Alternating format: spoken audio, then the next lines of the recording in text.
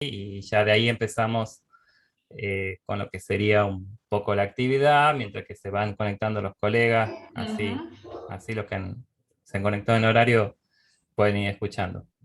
Roberto, te doy la palabra y muchas gracias por permitirnos esta actividad y este espacio. Bueno, aquí buenas tardes.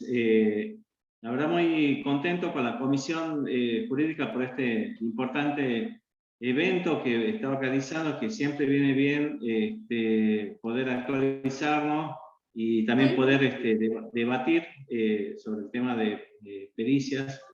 Y la verdad contento de que tú puedas participar. La verdad que es muy valorado tu tiempo y que ojalá podamos disfrutar de todo este debate. Así que, bueno, más que nada, felicitar a la comisión organizadora de este evento y bueno, las puertas del colegio siempre están abiertas para todo este tipo de actividades de actualización y de formación profesional y científica.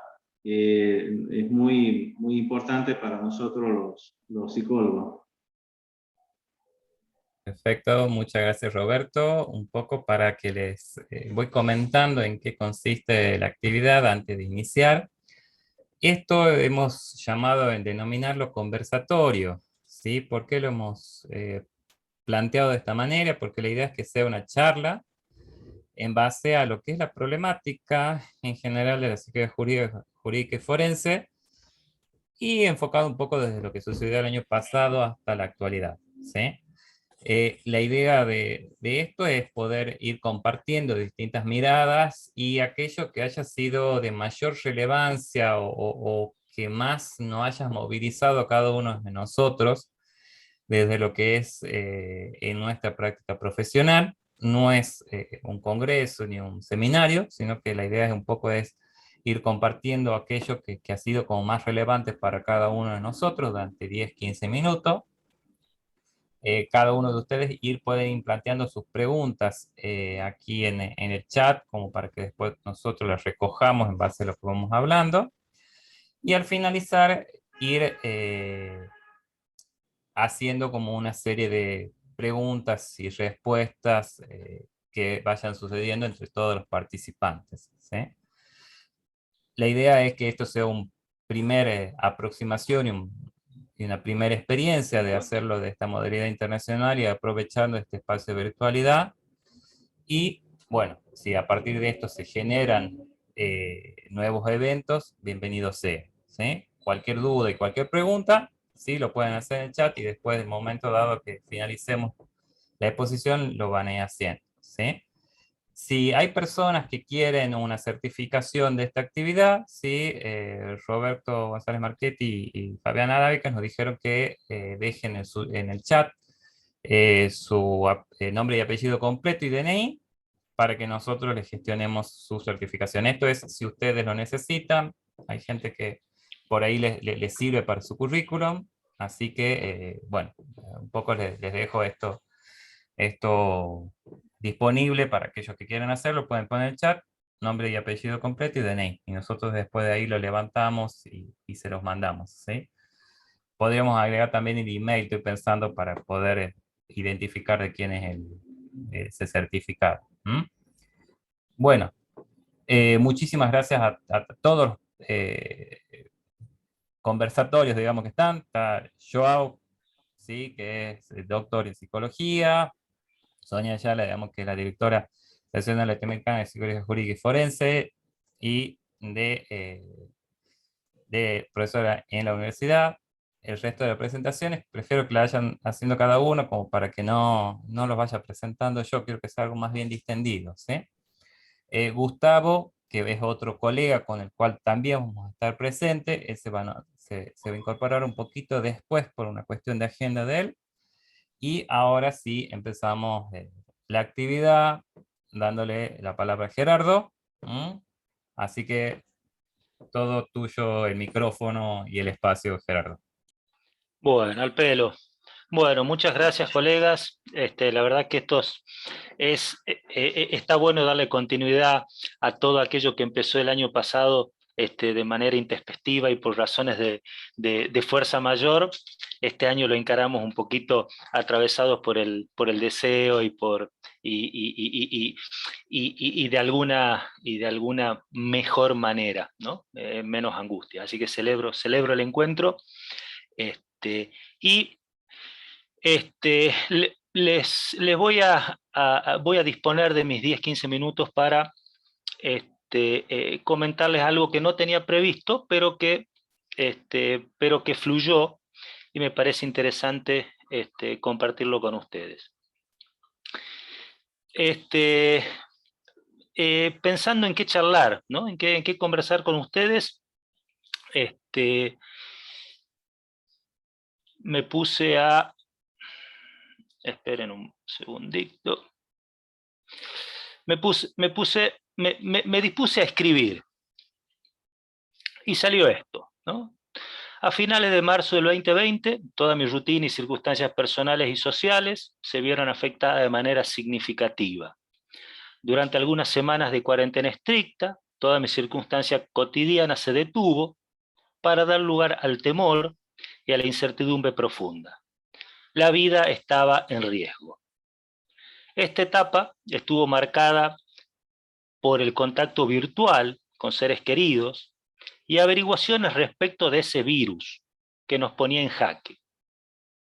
No es motivo de este desarrollo explayarme sobre el lamentable y canalla actuar de los grupos monopólicos medios masivos de comunicación, pero no quería marcarlo en función de la salud mental que es nuestra incumbencia. En esta etapa, ¿qué hice? Debo admitir que más tarde que temprano fui al encuentro del otro. Fui en búsqueda de otros y otros vinieron a mi encuentro. La tarea fue hablar, hablar y hablar. Vernos, escucharnos, acompañarnos, procurarnos estar de la mejor manera posible, ¿sí? Estando presentes. Mi reconocimiento aquí al Colegio de Psicólogos de Tucumán por la vocación de ir en busca de cada uno de los colegas e intentar aportar respecto de su particular situación, como así también la contribución a la comunidad toda, que se concretó en un trabajo a destajo, en un servicio hacia la comunidad, de un mix entre colegas jóvenes y otros más experimentados. Una vez que logré cierta estabilidad y logramos cierta estabilidad con algunos colegas, empezamos a cuestionarnos respecto de nuestra labor clínica terapéutica y la posibilidad de dicho encuadre. Fue maravilloso el desarrollo y lo logrado en cuanto a los dispositivos terapéuticos psicológicos virtuales, a través de llamadas o videollamadas que fueron posibles. Fue un proceso definitivamente extraordinario, de intensa formación y con resultados adecuados y oportunos. Destaco el encuentro, redes maravillosas de colegas dispuestos a trabajar a destajo, compartiendo inquietudes y logrando desarrollos valiosos, cuestionando y exigiéndole a nuestro campo disciplinar de manera nunca antes vistas, al menos por mí. Desde un lugar de generosidad notable de cada uno de los colegas, en conversaciones profundas, complejas, entrañables, dejando a la intemperie el profundo amor y compromiso con la profesión, ¿sí? Entonces no quería dejar de pasar esta oportunidad para agradecerles tanto a ellos, ¿no? como agradecerle a esta profesión que nos convoca. Ahora bien, también nos preguntamos respecto a la labor pericial, ¿no? con varios colegas aquí presentes. ¿Cómo sería? ¿No? ¿Podría adecuarse a la virtualidad? Y aquí la discusión fue mayor, ¿no?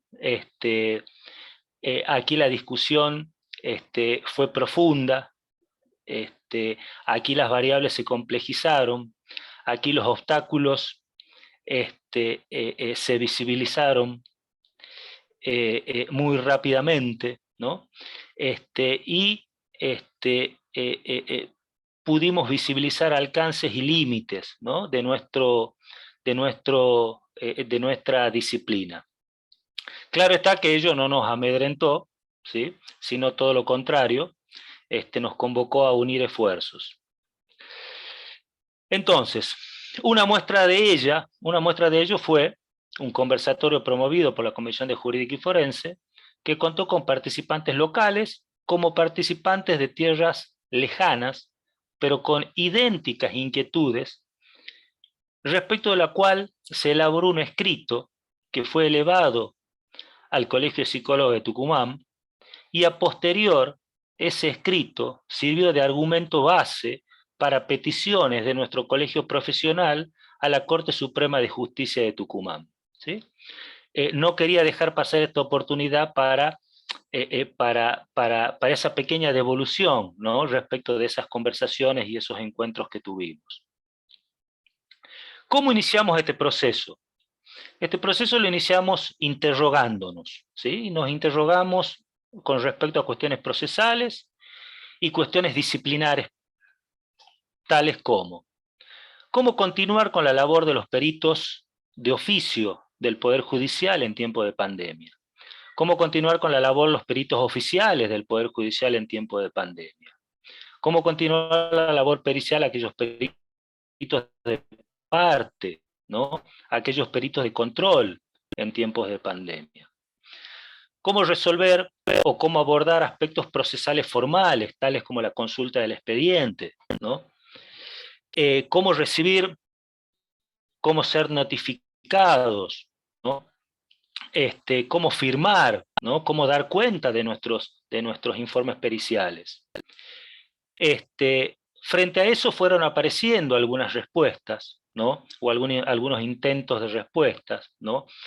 Aparecía, bueno, un caballito de batalla es el expediente digital, ¿no? ¿Por qué no? ¿Sí? Otra posibilidad era las notificaciones a partir de un casillero digital, ¿no? Y atravesar un proceso jurídico a través de un procedimiento digitalizado, ¿no? Vía mail o vía WhatsApp.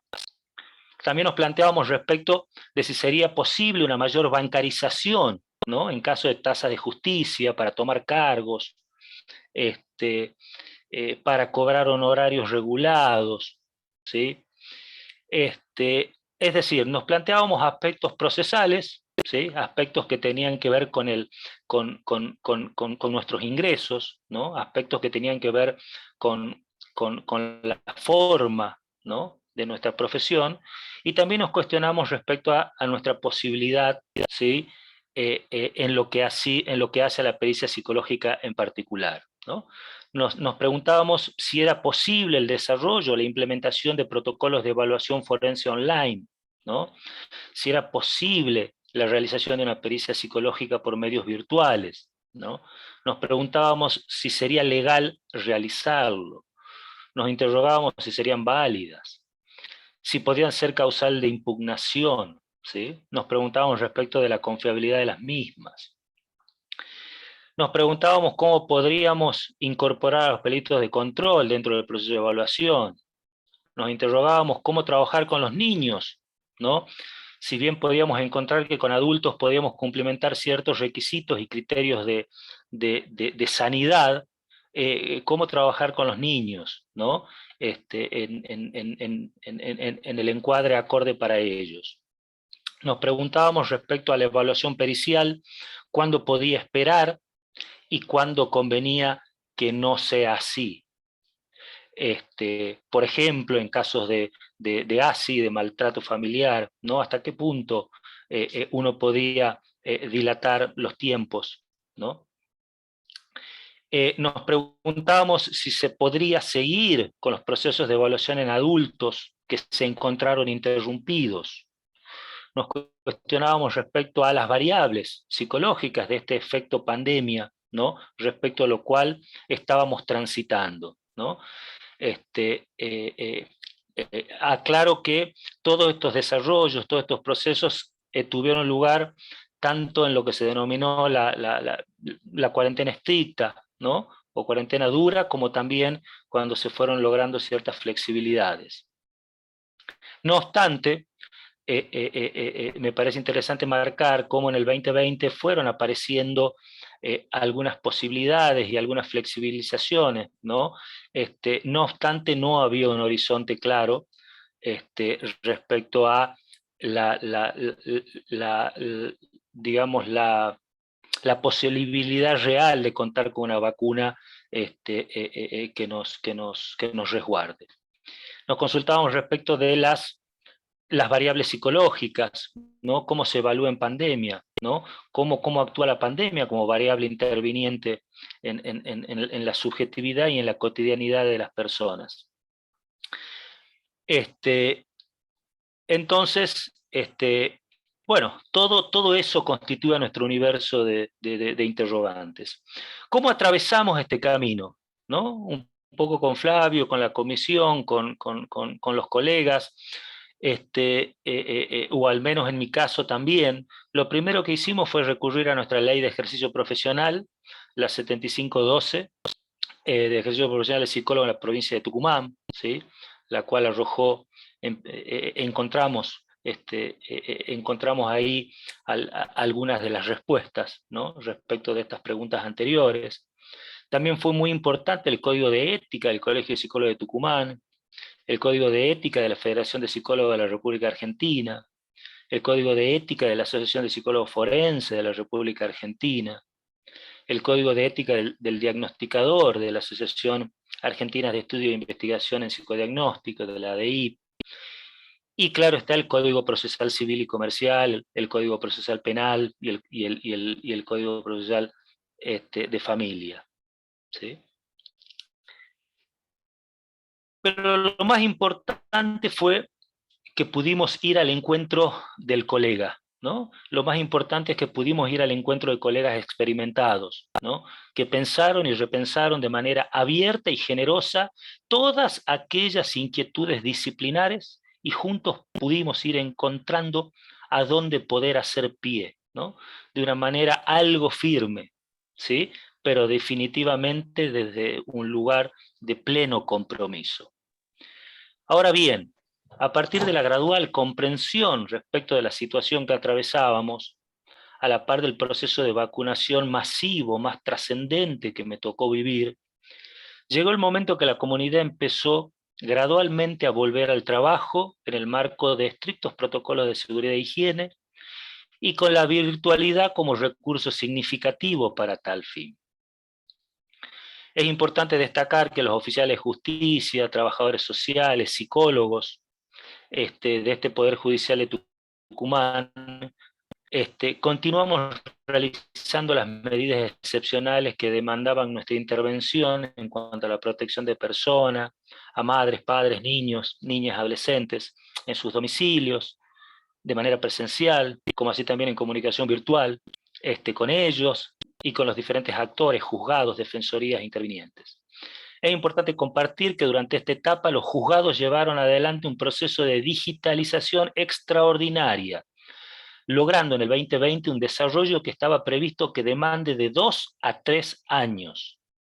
En pocas semanas ya se encontraba en funcionamiento el sistema de gestión SAE 100% digital y virtual. Ello requirió que todos los participantes tuvieran que aprender e informarse respecto de este sistema, ¿no?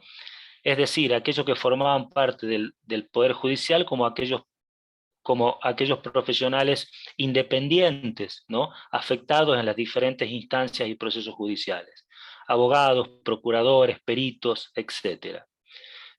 Mi reconocimiento aquí al colega Flavio Garlatti, que de forma inmediata convocó a la realización de espacios de formación para colegas, ¿no? Respecto al uso informático, ¿no? Respecto al uso del portal SAE con lo que tenía que ver con todo el desarrollo formal de nuestro trabajo. También mi reconocimiento al Colegio de Psicólogos de Tucumán por el trabajo a destajo para incorporar y formar a colegas al respecto, como así también lograr el reconocimiento de la modalidad virtual de psicoterapia por las obras sociales que pugnaban porque así no fuera, o en su defecto, postergar el tema. Ahora bien, ya con los juzgados trabajando a pleno de manera virtual, se nos empieza a requerir las pericias psicológicas de nuestra competencia ya a destajo, ¿no? Y lo pudimos empezar a realizar desde un marco adecuado y posible de trabajo que resguarde la validez y confiabilidad de nuestros dictámenes, desde un encuadre adecuado que haga posible nuestro trabajo. Puedo decir que el encuentro con la virtualidad fue inesperado e intenso, pero que definitivamente fue incorporado como un recurso, como una herramienta posible ante diferentes circunstancias.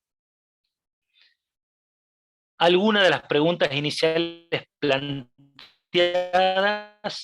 están lejos de tener una respuesta acabada, pero definitivamente constituyen una invitación a continuar explorando un muy interesante campo disciplinar, un muy interesante campo de posibilidades para la disciplina psicológica. Y es por ello que celebro, ¿no?, la presencia de todos y cada uno de ustedes, ¿sí?, en especial con aquellos con los cuales tuvimos, ¿no?, contacto en momentos de angustia y de desesperación, ¿no?, tanto personal como profesional. De esta manera quería hacer como una pequeña semblanza respecto de estos pensamientos y dejar de alguna manera estas preguntas sobre la mesa para que después podamos conversar al respecto y bueno, y puedan preguntarme e intentaré dar la respuesta que pueda. Muchas gracias. Muchas gracias, Gerardo. La verdad que muy clara tu posición. La verdad que muchas de las angustias y de las situaciones por las cuales has comentado, nos hemos atravesado juntos, digamos, en equipo y con varios colegas que estamos acá. Ahora les comento que ingresó el licenciado Gustavo Álvarez, ¿sí?, que era uno de los colegas que también va a participar del conversatorio, director de la Asociación Uruguaya de Psicología Jurídica y Forense, ¿sí? Y tenemos también el privilegio de tenerlos entre nuestros asistentes a esta actividad, a la licenciada Graciela Gardiner, que la verdad, digamos que poco, o sea, es una magíster, una representante de nuestra área y realmente, digamos, una eminencia en lo que trabajamos en esta área, así que muchas gracias por estar acá y tomarse el tiempo, su tiempo tan valioso para estar con nosotros. En esta oportunidad, sí, vamos a seguir con Joao, digamos, para que sigamos este conversatorio. Así que te entrego la palabra, Joao, para que empieces con lo que te gustaría exponer, ¿sí? Te escuchamos y, como vuelvo a decirte, tómate tu tiempo para presentarte y que los demás colegas que te conozcan, especialmente de acá de Argentina, que por ahí no hay un registro claro, y la idea un poco es esta, digamos, que vayamos conociéndonos a nivel Latinoamérica. Muchas gracias, Joao. Oh, buenas noches. Agradezco la invitación de Pládio y del Colegio de Tucumán para acá estar y compartir con todos algunos puntos que se pueden empezar como marcos del proceso de resignificación técnico-científica de la pandemia en los aspectos periciales, ¿sí? Como todos sabemos, el proceso pandémico acabó por danar muchas necesidades de personas, de grupos, de las instituciones de todos los países del mundo, pero como un miembro de investigación, tomo el proceso como un desafío para que se possa empezar a cambiar ideias de los aspectos de la evaluación psicológica, de los aspectos metodológicos asociados a ela, para la próxima pandemia. Hace cientos de años que tuvimos una, ¿sí? Segundo los científicos, esto es posible que ahora sean más frecuentes. Así que tenemos mucho que pensar y plantear modificaciones de esto. Mi trabajo hoy, incluso estoy haciendo a distancia un postdoctorado en la Universidad Nacional de Mar del Plata con un investigador experto en evaluación psicológica. Mi interés está en los mayores, ¿sí? ¿Cómo podemos entender el cambio de las funciones ejecutivas? ¿Cómo podemos entender los procesos asociados a estos cambios normales del punto de vista del desarrollo, ¿sí? Pero incluso los puntos que no están tan próximos al normal, por así decir. Así que mi interés está en los procesos periciales, en cómo podemos agregar los aspectos técnicos científicos a las personas con más dificultades cuanto a adquisición de temas o incluso instrumentos informatizados, ¿sí? Había preparado algo, pero no voy a presentar acá, pero después encamino a las personas interesadas. La tasa de crecimiento de la vejez de las personas mayores en la América Latina.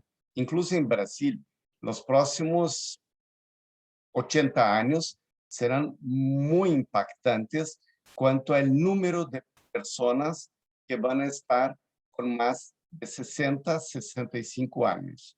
Así que esto es un desafío de la psicología. No solo los instrumentos, los test psicológicos, las pruebas de evaluación de inteligencia, de verificación de competencia cognitiva, pero escenarios evaluativos se pueden empezar a planear. Yo creo que el proceso, y comparto mi angustia también también un poco de interés, es que los instrumentos del futuro en procesos evaluativos, que no son lo más importante del proceso, sí, pero los instrumentos son una parte de ellos, serán en realidad virtual. Es esto que pienso deberemos hacer investimentos macizos al proceso de desarrollo para que en caso de otra pandemia, en caso de necesidad de evaluación, podemos ter instrumentos con validez ecológica muy prontos para el escenario vindouro. Así que no quiero estrechar o magnificar el proceso de pericia o evaluación solo a los instrumentos, mas esto es un punto muy importante porque nosotros leemos historias. Desde Binet, los instrumentos son casi la totalidad de lápiz y papel. Así que tenemos que empezar la transformación de este escenario, y la pandemia puede ter sido un start para esto. Empezar un cambio, empezar una transformación y crear elementos más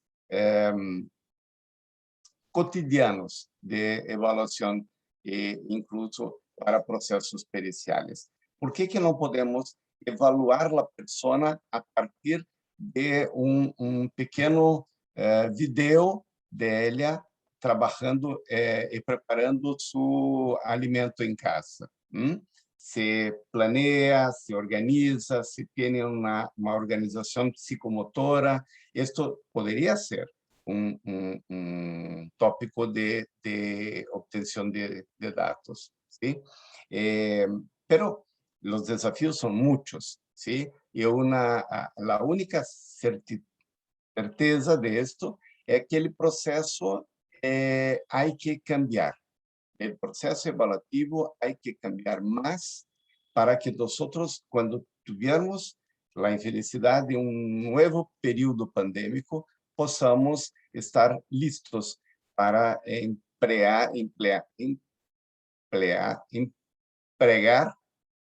descúlpame, para o empleo de técnicas e instrumentales, né, mais compatíveis a los procesos psicossociais, ¿sí? La evolución de la escolaridad de las personas está incrementando mucho, eso es buenísimo, incluso en Latinoamérica, pero ¿cómo podemos evaluar las personas tomando somente un ponto de corte para hacer la evaluación de capacidades o discapacidades? Esto es algo así muy importante.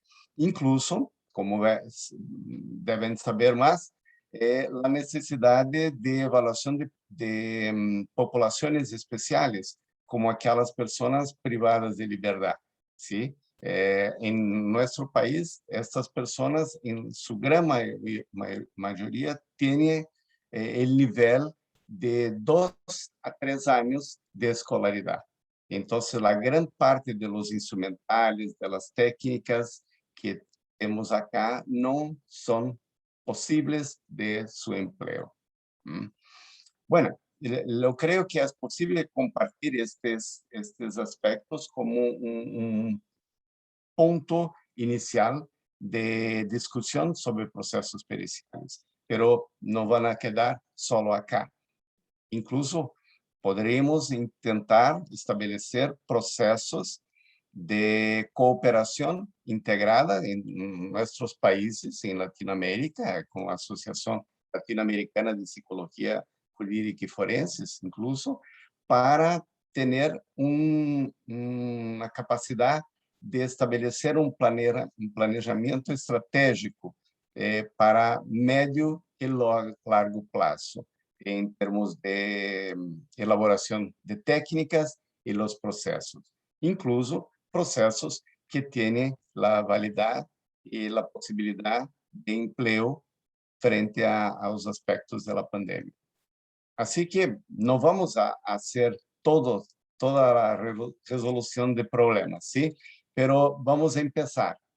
Y si empezamos unidos, lo creo que es más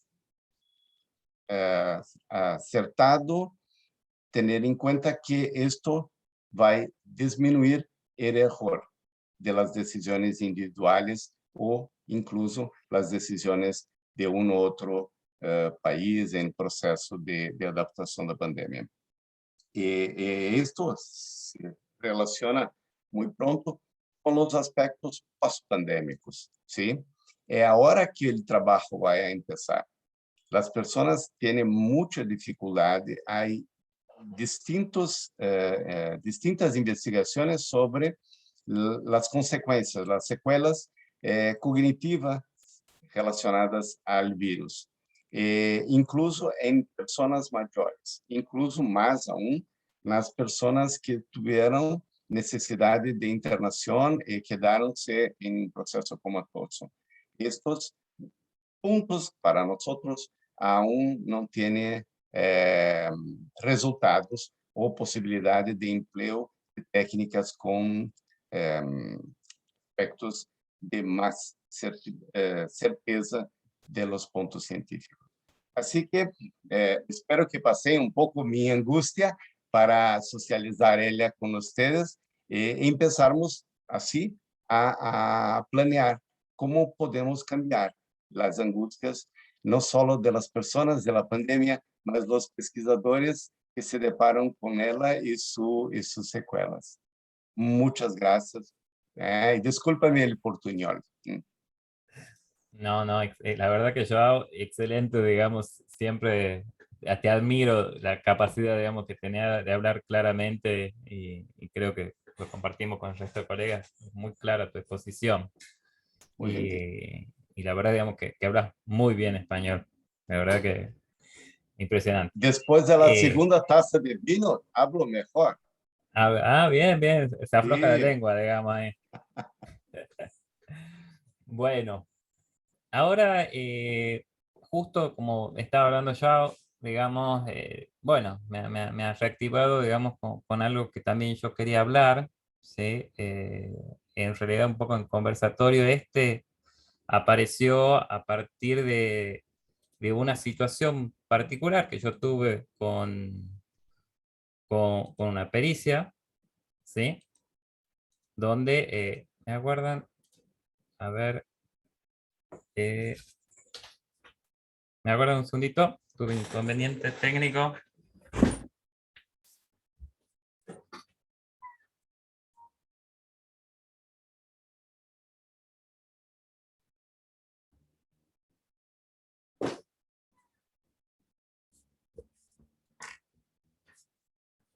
Bien, a ver, justo los otros auriculares que tenía parece que tuvieron inconveniente. Como les decía, ¿cómo vino esta situación, esta consulta? Digamos, porque en un momento dado, sí, que se empieza a reactivar toda la cuestión de las pericias, me tocan algunas pericias donde veía grandes dificultades, ¿sí? En relación a lo que era el entendimiento de las consignas básicas de niños, ¿sí? Yo estoy hablando directamente de niños, y cuando me pongo a hacer un poco atrás, ¿sí? A lo que habíamos sucedido el año pasado, especialmente en Argentina, es que registro que, bueno, que el año pasado cuando se decreta lo que es todo el ASPO, eh, el 19 de marzo, una de las estrategias que se toma para combatir el virus ha sido cerrar todas las escuelas sin mediar mucho cuáles eran las realidades locales. Entonces, cuando me llegaron unas pericias, digamos, bueno, me encontraba con niños prácticamente poco o nada escolarizados, donde el acceso a un celular estaba bastante limitado. Este era compartido entre varios miembros de la familia. Me ha tocado la situación, digamos, de ver que en las encuestas parecía que en Tucumán, en zonas rurales, apenas el 10% de lo encuestado en una encuesta de la INTA, del INTA, había tenido la percepción que había tenido acceso a Internet, ¿sí? Esto habla, digamos, que empieza a aparecer mayor vulnerabilidad por parte de estos niños. Entonces, empiezo a entender por qué aparecían todas estas dificultades en esta evaluación. ¿Sí? O sea, la falta de comprensión, la falta de entendimiento de lo que veníamos hablando, era porque estos chicos no habían tenido prácticamente entre todo el año pasado y parte de prácticamente ninguna escolarización. Entonces ahí me empezaba a plantear, ¿cómo hago para evaluar si este chico a partir de este accidente o de la muerte, me tocó en estos casos, digamos, era un accidente y la muerte del padre de uno de estos chicos, se había un cambio en la rutina cuando todas las variables se habían modificado. La escuela, el trabajo, la familia, las actividades. Entonces resultaba una situación extremadamente angustiante en el momento dado de esto de compartir la angustia. Creo que un poco esto que se viene repitiendo en esta actividad. ¿Sí? Entonces, bueno, un poco hablando con Gerardo en esto, digamos, de volver a las bases, me llevó a pensar, bueno, ¿cómo evalúo el desempeño académico si no hubo una actividad académica? ¿Sí? O sea, no hubo una real exigencia. ¿Cómo observo las dinámicas sociales de ese niño cuando su principal ámbito de sociabilización dejó de existir o dejó de estar?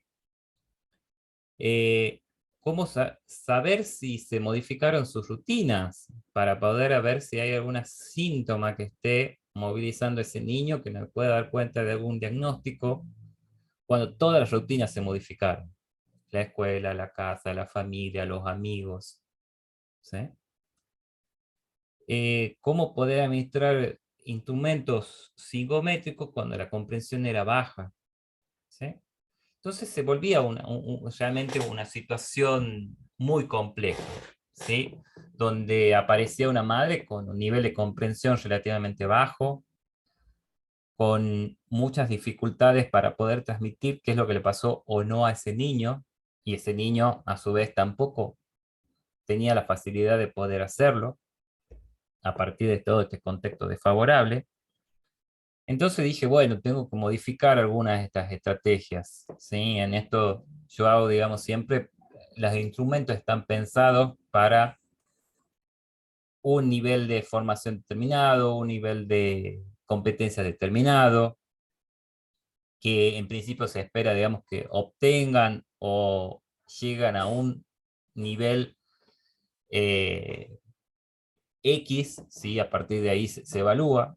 Entonces, bueno, ¿cómo empezar a trabajar con estos padres en este entorno vulnerado, donde no hay nadie que pueda dar cuenta de este niño? Bueno, entonces tenía que ampliar la mirada, ¿sí? No solamente trabajar con esa madre o ese tutor que me llegaba, sino buscar otra fuente de información si es posible. Entonces yo por ahí en la entrevista lo que busqué es decir, bueno, esta vez vengo en entrevista con ustedes, la próxima entrevista, si alguien más lo podía traer, sea un tío, sea algún referente afectivo que me pueda dar una visión más de 360 de la realidad de ese niño. ¿Qué actividades lúdicas podían reemplazar las actividades que hacía en la escuela? O si las reemplazó, ¿sí? Si estos amigos había podido empezar a desarrollarlo con otros niños, ¿sí? Si había podido mantener el contacto de la escuela, a pesar de estas limitaciones, que muchas veces las madres querían, buscaban y querían hacerlo, pero se llevaban situaciones tan extremas como que no tenían suficiente batería para cargar el celular, o se les acababa el crédito, o directamente no hay conexiones de internet en algunas zonas rurales y semi-rurales. eh, entonces era prácticamente imposible los planteos que había por parte de esta madre que en su angustia no sabía cómo enseñarle a ese chico porque tenían el primario incompleto. Entonces, ¿cómo enseñarle una madre a su hijo cuando no posee ese conocimiento, no puede hacer eh, ese puente entre el conocimiento del niño que necesita, ¿sí? Porque no tiene la capacidad de hacerlo, ¿sí?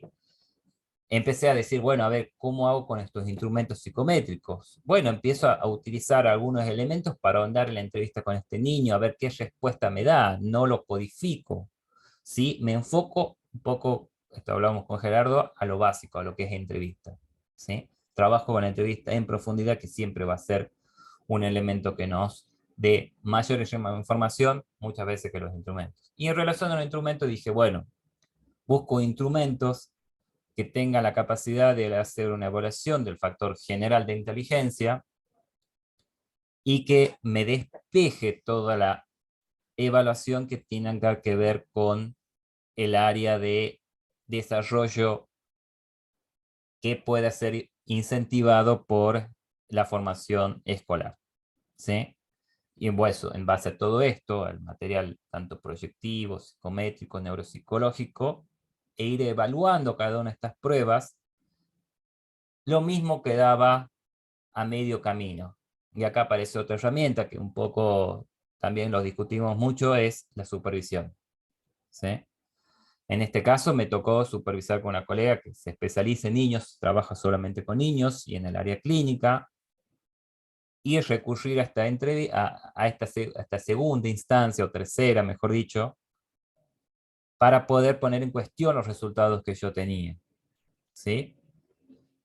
Y esto es donde aparece, y que me pregunto es, ¿hasta qué punto todos estos efectos de la pandemia van a seguir apareciendo? Esto fue un caso puntual, ¿sí? Pero que muy real, donde van a empezar a aparecer muchos niños. Digo, ¿cómo hago para separar las variables que tienen que ver con una modificación de la vida de ese niño por ese hecho puntual, que podría haber parecido un cuadro psicopatológico o no, y cómo hago para despejar todas estas otras variables que se modificaron, ¿sí? Era eso lo que más me dificultaba esta evaluación, digamos, cuando uno dice, bueno, tengo una variable, veo cómo se modificó aquí, pero en este caso se modificaron prácticamente todas de la realidad de ese niño, de esa familia, de esa de esa escuela, y hasta qué punto termina siendo realmente certero nuestra evaluación, ¿sí? Entonces, la supervisión, capacitación, es algo que siempre busco la manera, digamos, de acercarme a la verdad que puedo llegar a encontrar a partir de nuestros instrumentos. Pero bueno, aparecía todo esto, como los instrumentos me quedaban como incompletos, como muy difíciles para poder dar cuenta de la realidad de ese niño, ¿sí? Entonces, bueno, esto, cómo hacer para evaluar y periciar en contexto de tantos adversos, de tanta vulnerabilidad psicosocial, emocional, educacional, ¿sí? Un poco eso es lo que yo quería transmitirles y decirles, porque realmente un poco tenía que ver con esto, ¿sí? Cómo los instrumentos nos plantean un límite y tenemos que volver a las bases y a la posibilidad, digamos, de cuestionar nuestra propia práctica. Bueno, ¿me escuchan bien todos? ¿Sí? Antes de continuar, ¿sí? Bien. Bueno, un poco les decía, ¿sí? La idea es que esta actividad vamos continuando. El licenciado Gustavo Álvarez sería el que tendría la palabra, ¿sí? Para un poco escucharlo. ¿Mm? ¿Me escucha, Gustavo? Bien. ¿Cómo están? Buenas noches. Bien. Bueno. Que nada, saludar a queridos amigos, ya viejos amigos, no por la edad, sino por la duración de la amistad. Agradecer y realmente un impacto muy positivo el que se generen estos intercambios. Me parece que no solo en situación de pandemia, sino que en situaciones normales, entre comillas, son tremendamente fructíferos y que siempre suman desde todos lados. Y ahora sí, tratando de ser muy sintético, yo creo que una de las cuestiones de la pandemia es que da por tierra con la omnipotencia del ser humano en general y de los psicólogos forenses en particular, y de los psicoterapeutas también. ¿Por qué digo esto? Había determinados paradigmas, determinados bordes, fronteras, que eran totalmente inmutables y no se podían traspasar. Desde no realizar una pericia en forma presencial, desde no hacer una psicoterapia, un proceso psicoterapéutico en forma virtual, lo cual prácticamente se convertía en una herejía, fundando esto en argumentaciones más que científicas, apoyadas por el 95% de nosotros, pero da la casualidad que esta pandemia viene a ser una suerte de cerno y cambiar todo eso. Lo que antes era una herejía, ahora pasó a ser aceptado. Y yo creo que estamos frente a un cambio paradigmático que llegó para quedarse. Más allá de que comparto con Joao que vendrán nuevas pandemias, ojalá nos equivoquemos, pero creo que vendrán nuevas pandemias, ya hemos sufrido otras de las cuales ni siquiera nos hemos dado cuenta o no hemos catalogado o significado con el título de pandemia, la tecnológica, el aislamiento, lo paradójico de la interconexión bestial que tenemos, esto es prueba de ello, y el aislamiento social bestial que también tenemos y que padecen los jóvenes y que impacta en el psiquismo de los jóvenes. Ya tenemos la pandemia del bullying, que ha llevado al suicidio a varios jóvenes, a varios niños inclusive, pero que han sido soterradas. Este significante pandemia hoy en día queda visibilizado para todos nosotros y, como decía anteriormente, viene a traer un cambio que es un cambio paradigmático y yo creo que no va a volver atrás, por lo menos totalmente. Pero esta pandemia, ¿en dónde hace impacto? Y yo creo que primero y antes que nada tenemos que hablar del impacto en la criminalidad, en la actividad delictiva, en la producción de delitos. Pero no solo en la cuantificación, cantidad de delitos, sino también en la calidad y tipo de delito. Ha habido un corrimiento de determinados delitos, aumentos en unos, disminuciones en otros, cambios en los modus operandi, y todas estas cosas remiten o es necesario que se realice un estudio profundo de cómo impactan estas cosas a nivel de conducta delictiva. El impacto en lo patológico o en lo psicopatológico, patologías larvarias, psicosis no clásicas, como las tenemos claramente definidas, sino psicosis que están subclínicas, por llamarlo de alguna manera, que mediante factores estresores terminan siendo bastante más floridas y eventualmente pudiendo llegar a generar patologías del acto muy fuertes. Aumento del alcoholismo, del consumo de alcohol, del consumo de sustancias, todo esto relacionado con la actividad nuestra, obviamente, ¿no? Aumento en estados depresivos, depresivos ansiosos.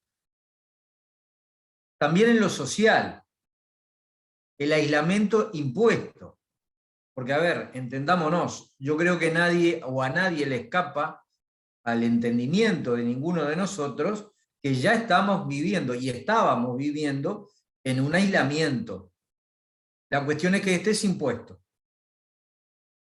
Estar en una reunión donde creo que a todos nos ha pasado en algún momento, donde todos y cada uno están con su celular, hablando cada uno y cada uno en su burbuja, hablando de burbuja justamente de la pandemia, es algo que se ha normalizado y yo creo que no es normal. Y que flaco favor le hacemos a la empatía y al intercambio y a poder ayudar a un otro cuando cada uno vive en su burbuja y en su mundo. El borronamiento del otro, ¿no? El borroneo de lo público y lo privado y el barramiento del otro también. Hoy en día estamos aislados por un lado, pero sin embargo lo público y lo privado es tremendamente morboso y bizarro, diría yo. Y no creo equivocarme. Personas que pierden familiares y que explicitan su angustia en el Facebook. Que suben al Facebook que lo que están cocinando o que fueron al baño. O que el perro tiene un trastorno gastrointestinal. Cosas no muy importantes. Ese borronamiento que hay entre lo público y lo privado tiene consecuencias. Por supuesto que tiene consecuencias. Y la pandemia las ha agudizado, pero ya eran preexistentes. La cosificación del otro, ni que hablar. La banalización de la maldad, la banalización de la violencia. Los medios masivos de comunicación que han tomado al ser humano y a la violencia como una mercancía que da réditos económicos. Pero da réditos económicos porque los otros lo miramos. Cuanto más cercano, más morboso, más sangre, cuando no los medios masivos de comunicación incitan a conductas violentas, muy sutilmente, a veces. Cuando yo voy a una situación en un barrio donde hay una situación prácticamente de desborde emocional y eventualmente violento, e incito mediante la cámara, mediante el micrófono, mediante las preguntas. Bueno, eso también es algo a tener en cuenta y que esto lo ha potenciado, reitero, a riesgo de ser reiterativo, valga la redundancia, la pandemia lo ha potenciado.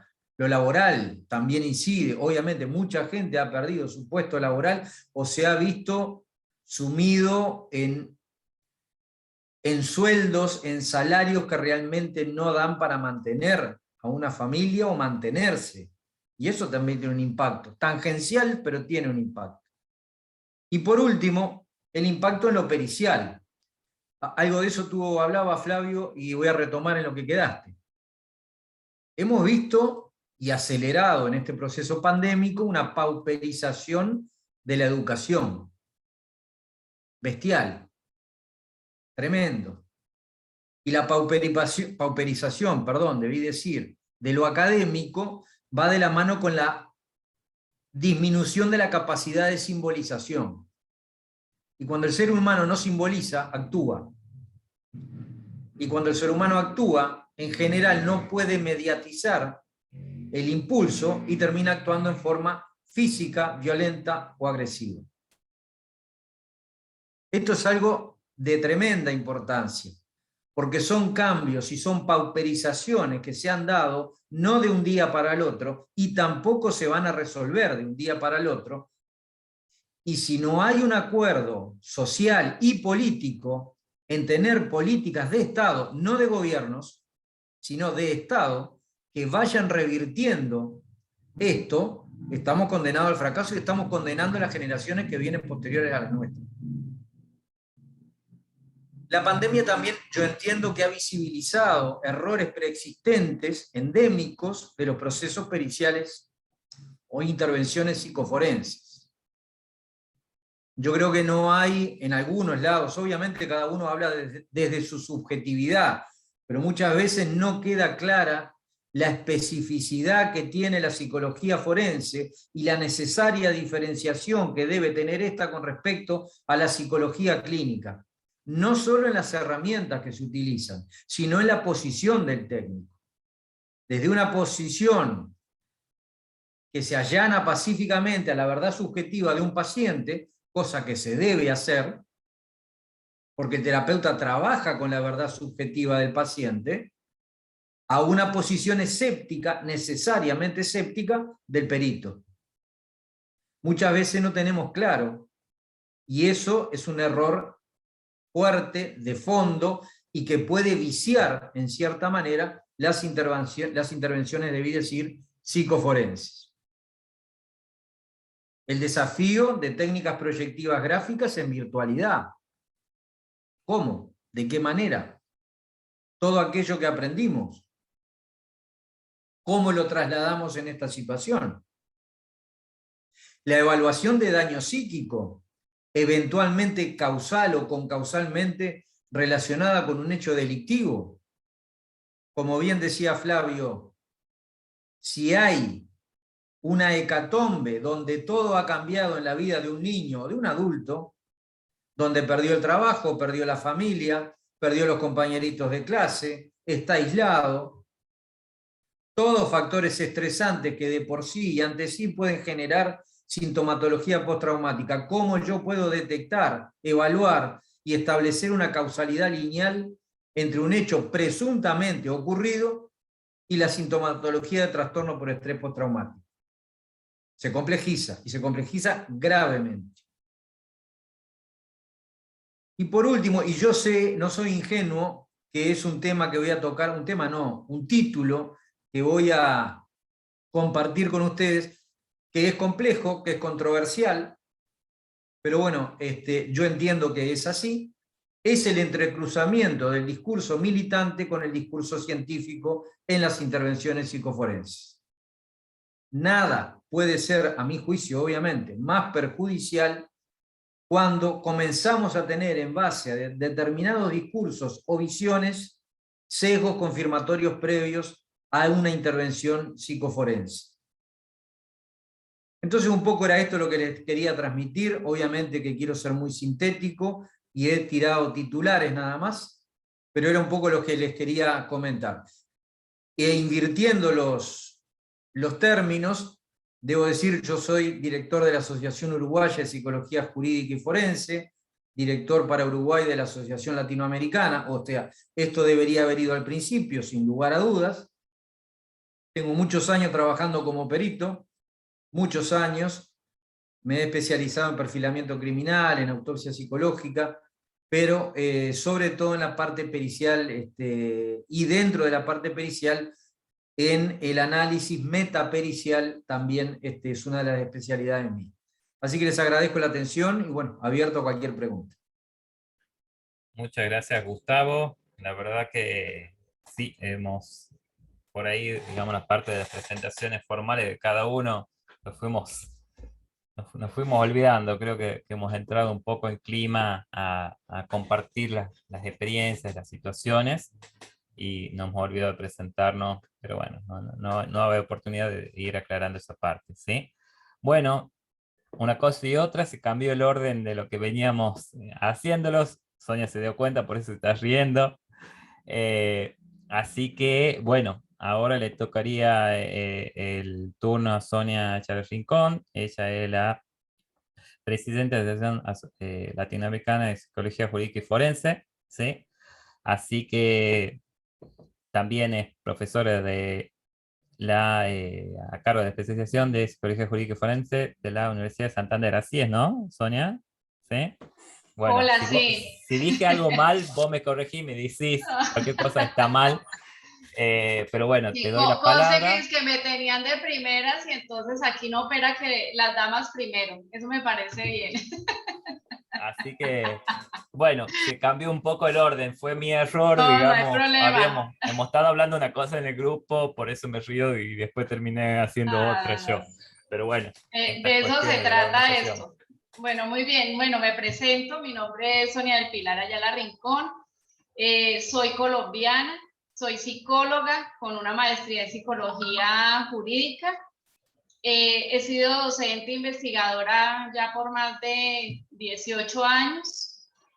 Soy perito privada y también trabajo con el Instituto Nacional Penitenciario y Carcelario INPEC. O sea, ese digamos que ha sido pues uno de mis fuertes, el ámbito penitenciario, pero además pues soy perito privada también. Y actualmente soy la directora científica internacional de la Asociación Latinoamericana de Psicología Jurídica y Científica, de la cual, jurídica y forense, perdón, de la cual Joao pues es nuestro director científico para Brasil, Gustavo es nuestro director científico para Uruguay, y aquí está nuestra apreciada Graciela Gardiner, que es nuestra directora científica para Argentina.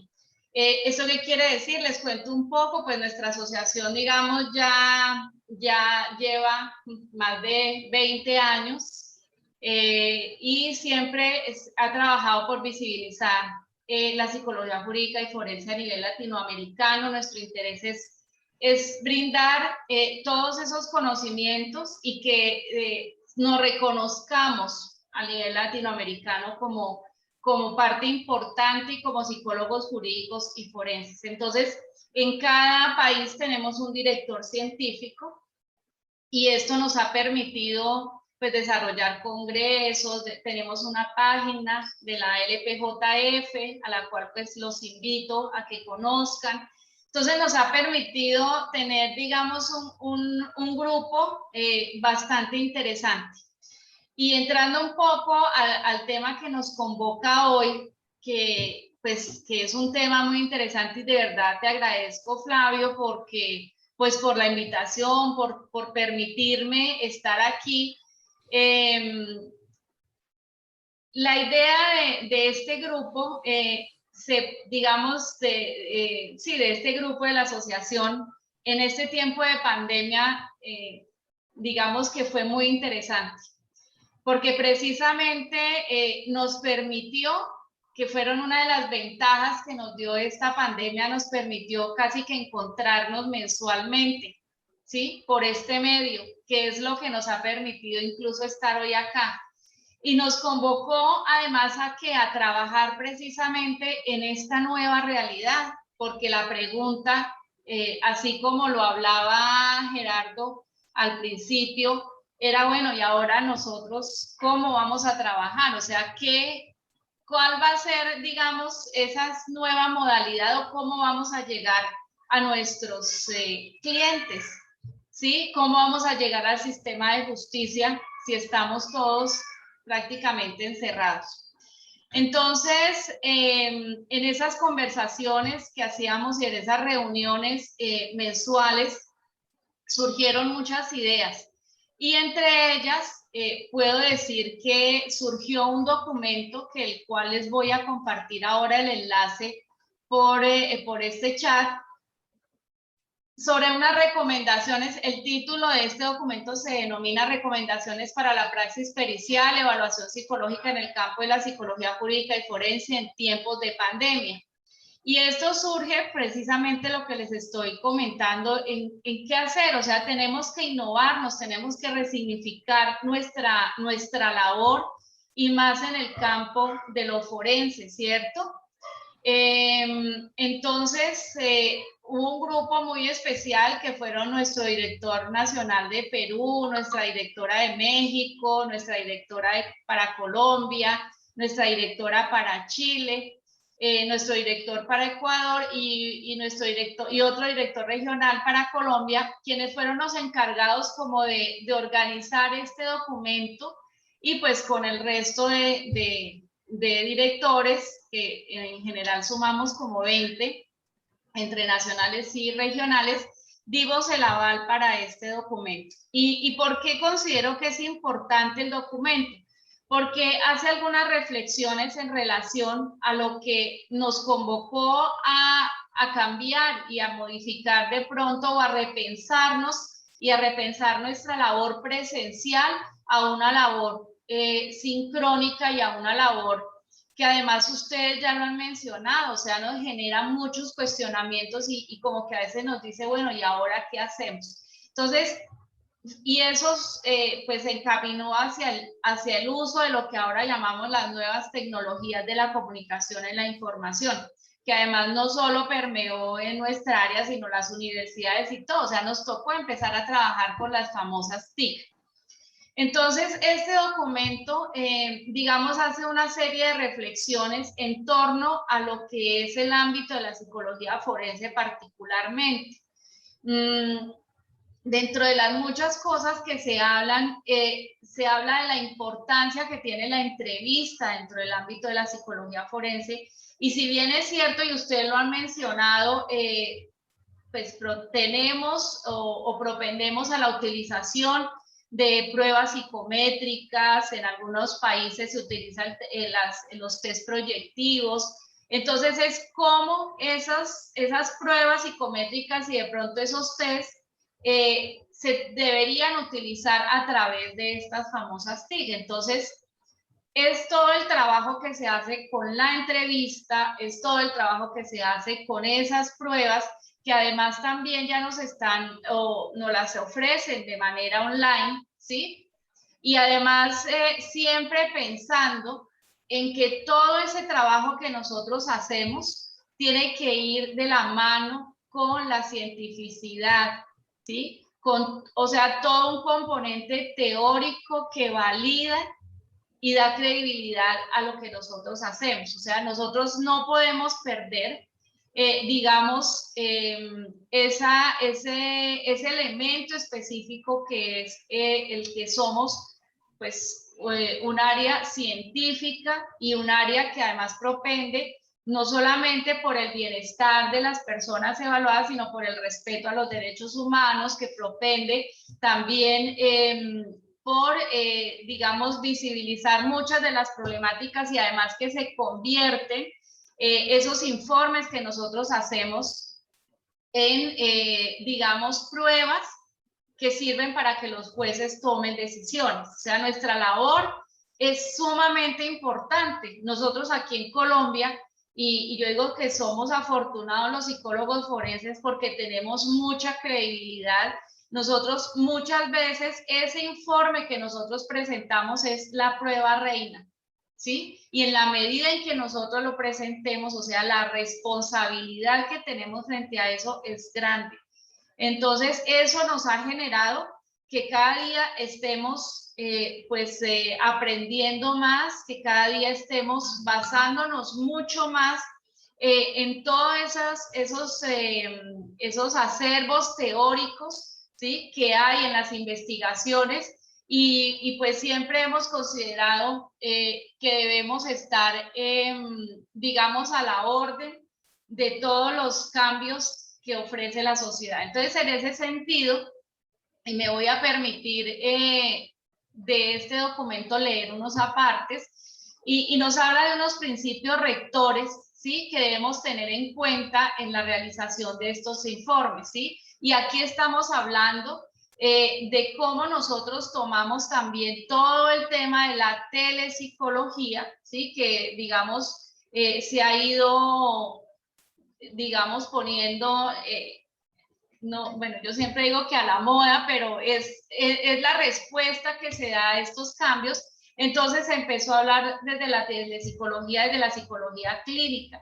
Entonces también es tomar esas herramientas para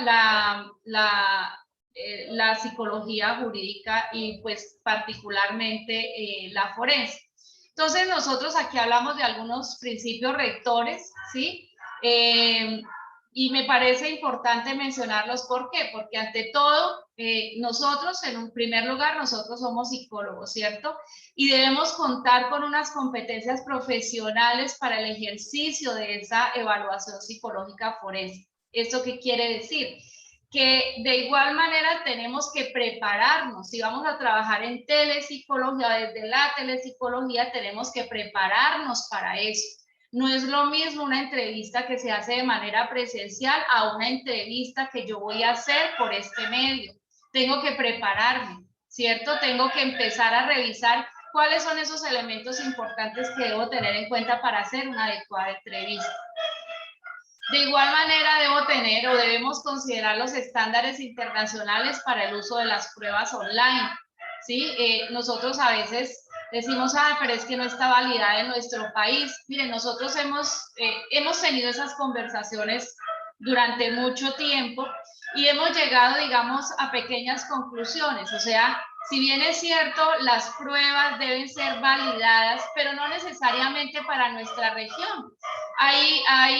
Digo nuestra región, por ejemplo, exclusivamente para Colombia. O sea, nosotros podemos llegar a utilizar pruebas que están validadas para Latinoamérica y eso es viable de utilizar. O sea, a veces digamos que somos tan taxativos en ciertas cosas, pero no, o sea, tenemos que revisar las pruebas, tenemos que mirar para qué las utilizamos.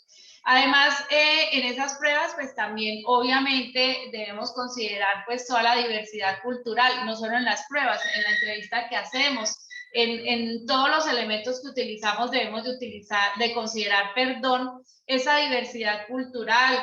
Joao hablaba de las etapas del desarrollo humano.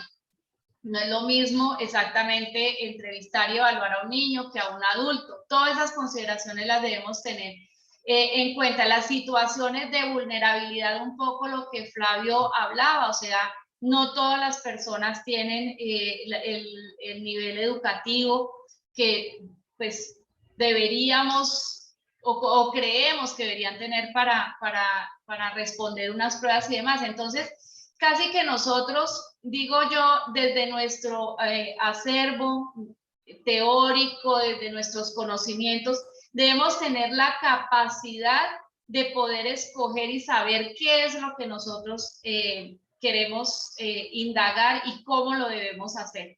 Entonces, la escogencia de un adecuado protocolo de entrevista, dependiendo del caso, la utilización de unas pruebas también. Las entrevistas colaterales, por ejemplo, son sumamente importantes en algunos casos, ¿sí? Porque si la persona no puede contestarnos esas pruebas, no puede contestarnos de manera directa, podemos revisar y todo el tema premórbido de la persona antes del suceso. Entonces, la idea es que nosotros como psicólogos tenemos un sinnúmero de herramientas, pero debemos prepararnos para la utilización de esas herramientas, ¿sí? Y además prepararnos, que es algo que decía Gustavo, o sea, ¿cuál es la mirada que debemos dar? La mirada forense es una, la mirada clínica es otra, y no podemos revolverlas, ¿sí? Porque ahí cuando la revolvemos es cuando ocurren muchas de las cosas que llamamos mala praxis. El tema de la ética, ¿sí? Es sumamente importante. Entonces, creo que nosotros siempre hemos hablado que la psicología jurídica y forense se fundamenta en una práctica que implica muchos estándares a nivel ético, muchos estándares a nivel profesional y unos estándares particulares, que es lo que nos da la formación en psicología jurídica y forense, ¿sí? Y eso no lo podemos dejar. Y también hay unos lineamientos generales de cómo y qué debe contener un informe psicológico forense. O sea, eso ya lo tenemos en los libros, lo tenemos establecido, ¿sí? Entonces, pienso que esa formación tiene que ir encaminada allí, ¿sí? A poder brindar lo que se nos exige y que es unas evaluaciones al servicio de la justicia, por y para la justicia, ¿sí? Entonces, el tema, digamos, subjetivo, que es propio de todo ser humano, aquí en lo forense lo tenemos que volver más hacia lo objetivo. O sea, tenemos que tener una capacidad de análisis, de escucha, y estar muy centrados en lo que realmente quiere decir ese otro y pues es lo que nosotros, hacia donde nosotros apuntamos, ¿no? ¿Qué ha ocurrido en ese caso? La existencia del daño. Porque sí existe ese daño, no existe, es producto de ese suceso que se está investigando, ¿sí? La proclividad a un delito, realmente, o sea, casi que nosotros no damos certezas, pero tenemos que estar casi seguros o una proximidad, una probabilidad alta de que eso que estamos haciendo y que estamos diciendo es lo que es. Y todo eso se da con mucho tiempo digamos, de trabajo, de estudio, de investigación. Y este tema de la teleevaluación psicológica, que es a lo que estamos llamados, tenemos que seguirlo explorando, ¿sí? Ahorita pues volvemos nuevamente, estamos volviendo nuevamente a la cotidianidad, a poder evaluar presencial, pero yo soy partidaria en que no debemos dejar de lado este tema de la evaluación psicológica que se propone, ¿sí? Porque es una forma incluso a veces, digamos, rápida, en el sentido en que no tenemos que desplazarnos a ciertos lugares en donde de pronto no es fácil llegar, pero sí nos da la posibilidad de hacer digamos, unas buenas evaluaciones. Entonces, pienso que el reto es seguir pensando. Yo puedo decirlo, yo al inicio no estaba muy convencida del tema de la telepsicología, a mí me hacía cosquillas, yo siempre he sido de la presencialidad, a mí nada que sea virtual, nada que sea, y yo pienso que a veces he sido castigada porque he tenido que brindar educación a partir de la sincronicidad, no es a distancia, es sincrónico, o sea, ustedes me ven y me escuchan, y he tenido que cambiar mis posturas en esto, de esta manera. Yo pienso que a muchos nos ha pasado lo mismo. Entonces, nos tuvimos que adaptar a esta nueva forma. Tenemos que seguir investigando de cómo seguimos trabajando la psicología jurídica y forense y ampliar, digamos, esos intervalos de confianza, ¿sí? Ampliar y poder mostrar que nosotros somos capaces y podemos brindar todo lo que sabemos a partir de esto. Entonces, nada, los invito a que, como les dije, les voy a compartir el link para el documento. Estas fueron unas reflexiones que se hicieron durante un buen periodo de tiempo. Lo leímos, lo releímos. Y lo importante, y ya para finalizar, es que no olvidemos nunca nuestros lineamientos desde la psicología jurídica forense, la cientificidad de nuestras actuaciones, ¿sí? Eso es importante. Y otra cosa, los aspectos éticos y deontológicos. O sea, es importante mantener digamos, estos lineamientos para hacer de nuestra área un área realmente con altos niveles de credibilidad y que además, digo, año a año ha ido creciendo esa necesidad desde los actores de la justicia. Ya los abogados nos piden más, los jueces ya quieren saber más de nosotros y tenemos que dar respuesta a eso. Y la respuesta a eso es precisamente esto, o sea, conversando y compartiendo conocimientos así a nivel latinoamericano. Creo que hasta ahí. Muchas gracias. Muchas gracias, Sonia. La verdad, digamos que ha sido un gusto escucharte. Por ahí con Sonia, justo cuando sucedió todo este tema de la pandemia el año pasado, nos pusimos en contacto porque, bueno, hubo toda una discusión aquí en Argentina sobre cómo seguir trabajando. Y bueno, también en ese momento hemos generado con una red bastante amplia acá en Argentina sobre qué modalidad implementar. Y bueno, en ese momento me acuerdo que lo máximo que se llegó es implementar una modalidad mixta, ¿sí? Bueno, no me quiero ir del tema, le agradezco muchísimo a Sonia. Me gustaría saber si a alguno de los participantes le gustaría o compartir su propia experiencia o preguntarle a alguno de los participantes de este conversatorio alguna duda o alguna consulta hasta acá. Mientras tanto, les voy a lanzar una pequeña encuesta, una hora y otra al final, como para ir conociéndolos a ustedes, ¿sí? Y poder ir haciendo como un feedback de lo que ustedes han estado viendo. Así que, bueno, me gustaría, si alguien quiere preguntar o compartir algo en base a lo que venimos hablando, los escuchamos, ¿sí?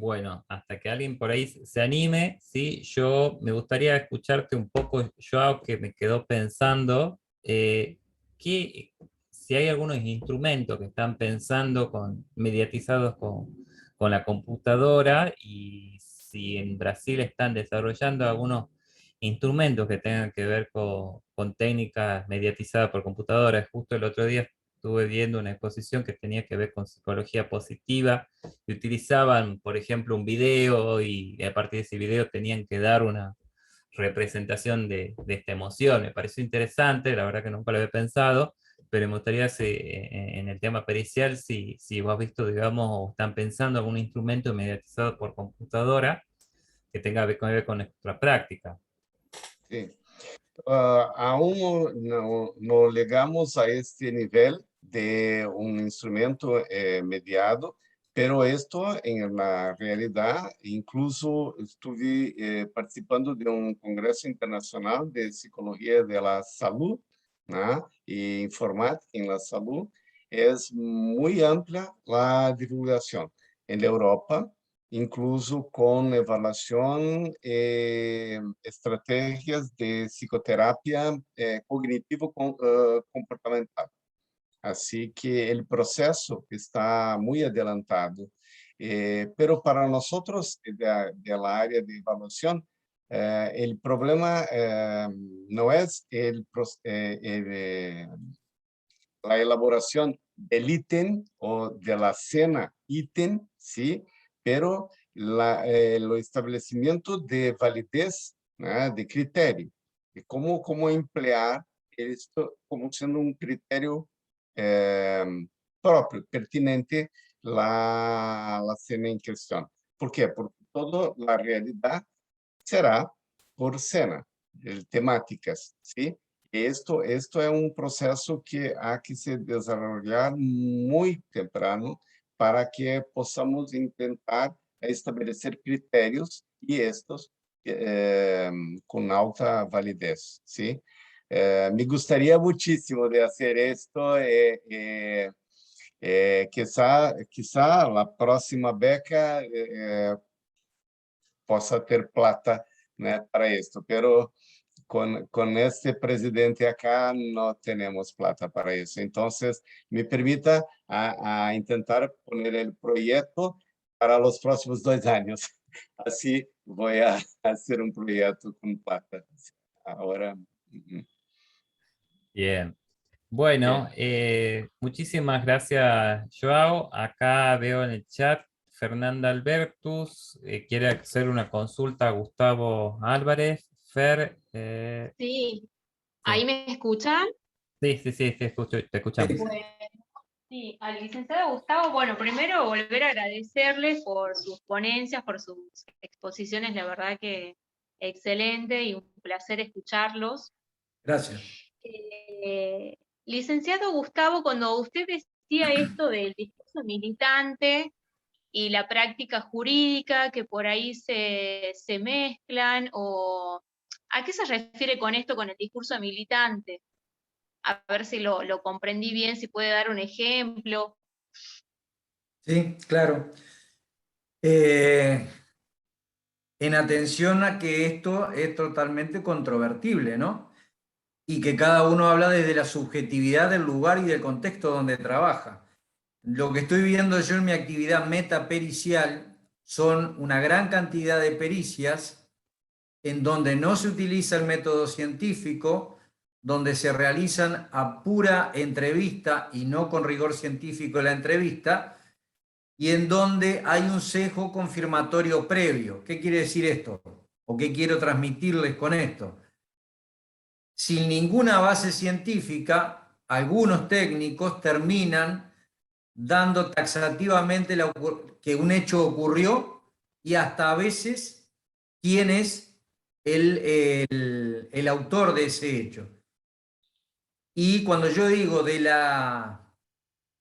discurso militante con el discurso científico, es que muchas veces se ha podido rastrear que son activistas de algunas organizaciones, en este caso que estoy recordando ahora, feministas, y reitero algunas, porque la gran mayoría, por lo menos acá en el Uruguay, tienen una muy buena actuación tratando de legitimar y legitimando, incluso hasta en lo jurídico, derechos que nunca debieron dejar de ser derechos equiparables con el hombre.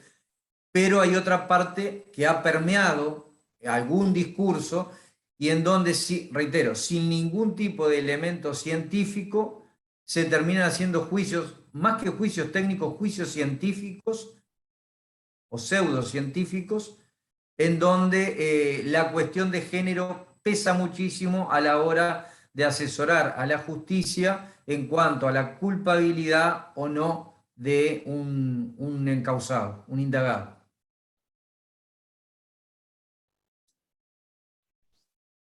Gracias, muchas gracias. Sí, Por eso es nada. algo que bueno, trabajamos con los chicos desde la comisión todo el año, ¿no? Precisamente esto que está diciendo, esto que usted está diciendo. Y también, licenciado Gustavo, cuando hablaba de lo psicopatológico, ¿no? En relación a los trastornos psicopatológicos, personalmente también observé en toda la pandemia estas psicosis premórbidas, ¿no? Cómo se manifestaron o con sus complejidades, ¿no? Y consecuencias, y también en relación a la actuación de nosotros, profesionales de la salud mental, frente a esto. Me tocó varios casos de cuadros psicopatológicos que eran atendidos por un médico psiquiatra conocido acá de Tucumán, que lamentablemente falleció a causa del COVID, pero resulta que desde es decir, la parte de la Secretaría Médica donde trabajaba este psiquiatra, a todos sus pacientes le informaron, este psiquiatra era de Cuba, ¿no? De nacionalidad cubana, pero había venido a trabajar acá en Tucumán, y la secretaria de estos pacientes, todos con cuadro psicopatológico, le dijeron a estos pacientes que el psiquiatra se había ido, había vuelto a vivir a Cuba. Nunca le informaron que el psiquiatra había fallecido. Bueno, la descompensación que vi de todos estos cuadros, ¿no? O de esta psicosis premórbida, y en relación también a la actuación de los colegas, bueno, dan cuenta también de todo esto que usted desarrolló, ¿no? Para pensarlo y para tenerlo en cuenta, y esta cuestión ética que creo que todos coincidimos, y todos los expositores, usted y todos los colegas hicieron hincapié, ¿no? La importancia. Muchas gracias, licenciado Gustavo. No, gracias a ti, Fernanda. Muchas Flavio, Sí. quería compartir un poco, hacer eco a esto que planteaba Sonia respecto de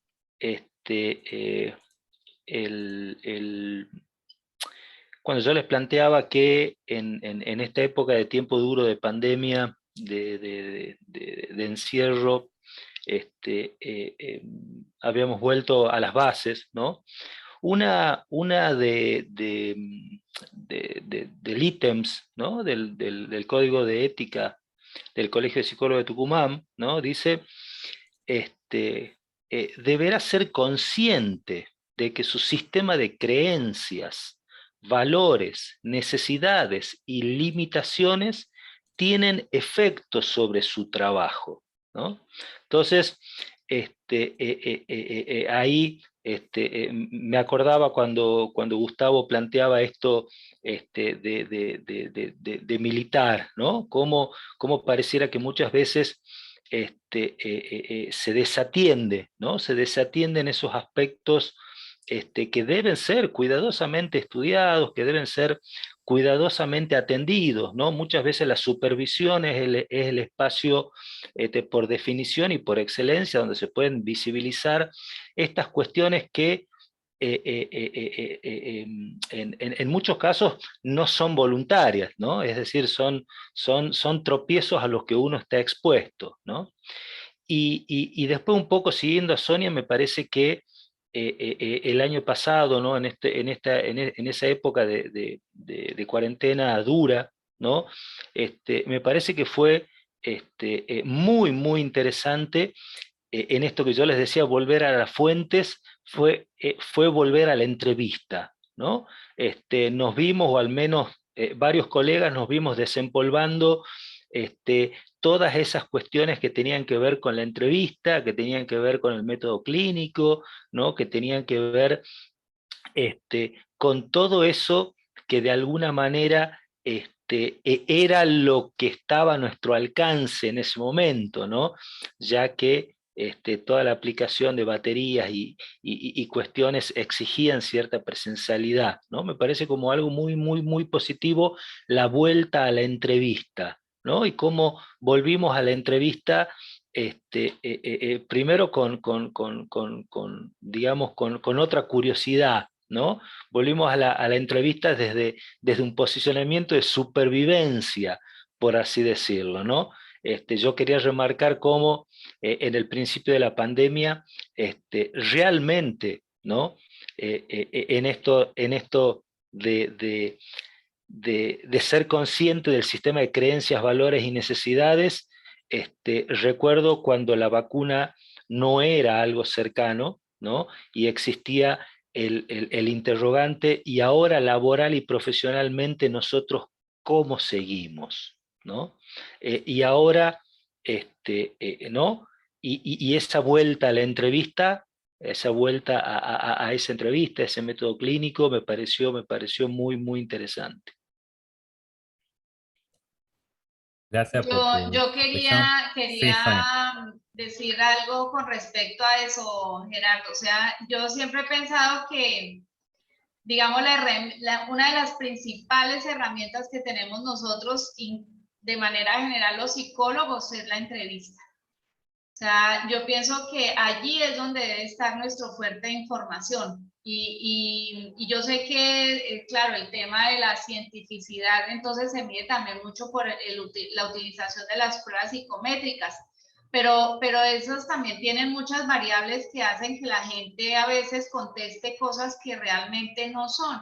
Y entonces ahí es donde nosotros tenemos que tener precisamente esa habilidad de poder entrevistar y poder determinar de cierta manera qué tan fiable fue la respuesta de esas entrevistas, de esas pruebas. Entonces, porque hay alguien en algunos momentos, no, es que yo aplico las pruebas y con eso, no, las pruebas por sí solas no lo son, tienen que ir trianguladas con otros elementos y entre esos la entrevista. Y esa entrevista, por eso hay tantos protocolos de entrevista y es esa entrevista y es nuestra entrevista forense, o sea, hay muchos protocolos porque tienen un fin determinado. Entonces, yo sí soy convencida y a mis estudiantes les digo, o sea, la entrevista es clave y no es el ojo clínico, no, es saber qué preguntamos y cómo lo preguntamos y cómo hacemos esa entrevista. Y por eso les digo también, esas entrevistas colaterales también son fabulosas. O sea, nos brindan una información del sujeto que estamos evaluando bastante importante. Entonces, eso quería decir. Gustavo, ahí te veo que levantaste la mano. Sí, sí, muy interesante lo que dijo el compañero anteriormente y Sonia también, y da en el clavo y no en la herradura. Sonia cuando menciona esto de la triangulación, aunque lo hace tangencialmente, a ver, nunca debemos confundir el rol del psicólogo forense, jugando a ser abogados, ni fiscales ni jueces, tampoco investigadores policiales, pero, y todo tiene un pero, la triangulación de información producto de un exhaustivo estudio de la carpeta de investigación fiscal es fundamental, no desde el punto investigativo policial, sino desde el punto psicoforense.